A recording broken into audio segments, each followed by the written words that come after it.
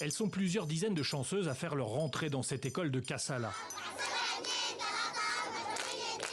Le rituel avant les cours est bien maîtrisé et bientôt elles pourront profiter du savoir de leurs professeurs. Ici, dans l'est du Soudan, l'école n'est pas une évidence. C'est souvent un sacrifice pour la plupart des familles. Dans les régions rurales, nous avons des familles composées de 3, 6 ou 9 personnes.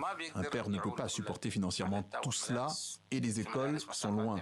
Le père, s'il a 5 enfants, doit fournir un petit déjeuner, des cahiers, toutes les fournitures et il ne peut pas toujours se le permettre.